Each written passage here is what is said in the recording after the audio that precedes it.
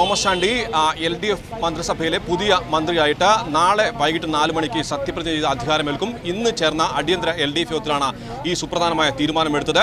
നേരത്തെ AK ശശീന്ദ്രൻ രാജിവെച്ചതിന് ശേഷം NCPക്കുള്ളിലും LDFിനുള്ളിലും ആശയക്കുഴപ്പമുണ്ടായിരുന്നു. ആ ആശയക്കുഴപ്പങ്ങൾക്കെല്ലാം വിരാമമായിരിക്കുകയാണ്.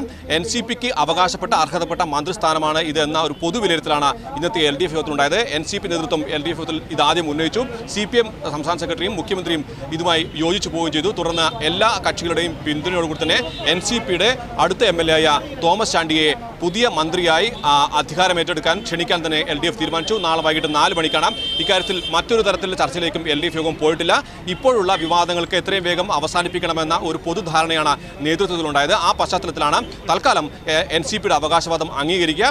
അന്വേഷണം ഉൾപ്പെടെയുള്ള കാര്യങ്ങൾ സമാന്തരമായി നടക്കും. അതിനുശേഷം മാത്രം AK ശശീന്ദ്രൻ കുറ്റവിമുക്തനാക്കപ്പെടുകയാണെങ്കിൽ മാത്രം ഇക്കാര്യത്തിൽ NCPയുടെ കൂടി അഭിപ്രായം പരിഗണിച്ച് മാറ്റങ്ങൾ വരുത്തേണ്ടതുണ്ടെങ്കിൽ വരുത്തും. പക്ഷേ ഇപ്പോഴുള്ള വിവാദം വലിയ തോതിൽ LDFനെയും സർക്കാരിനെയും ബാധിക്കുന്നുണ്ട്. അത് എത്രയും വേഗം അവസാനിപ്പിക്കണം.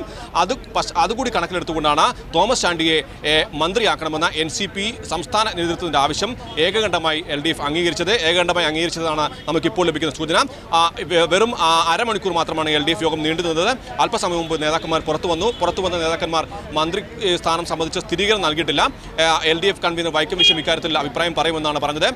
തോമസ് ചാണ്ടിയും ഒഴവൂർ വിജയനുമാണ് പ്രതികരിച്ചത്. തോമസ് ചാണ്ടി തീരുമാനത്തിൽ തനിക്ക് സന്തുഷ്ടനാണ് എന്ന് പറഞ്ഞെങ്കിലും മന്ത്രിയാകുമോ എന്ന കാര്യത്തിൽ അദ്ദേഹം ഉറപ്പ് പറഞ്ഞില്ല. എങ്കിൽ പോലും LDF യോഗത്തിന്റെ തീരുമാനം പുറത്തു വന്നിരിക്കുന്നു. തോമസ് ചാണ്ടിയെ LDF സർക്കാരിലെ പുതിയ മന്ത്രിയായി അധികാരമേറ്റെടുക്കും. നാളെ വൈകിട്ട് 4 മണിക്കായിരിക്കും സത്യപ്രതിജ്ഞ ഉണ്ടാവുക. സജീഷ്, നേരത്തെ തോമസ് ചാണ്ടി മന്ത്രിയാകുന്നതിൽ മുഖ്യമന്ത്രിക്ക് അടക്കം ചില എതിർപ്പുണ്ട് എന്ന തരത്തിലൊക്കെ വാർത്തകൾ വന്നിരുന്നു. എന്നാൽ LDF യോഗത്തിൽ എല്ലാവരും ഒറ്റക്കെട്ടായി തന്നെ ഈ തീരുമാനം അംഗീകരിക്കുകയായിരുന്നു.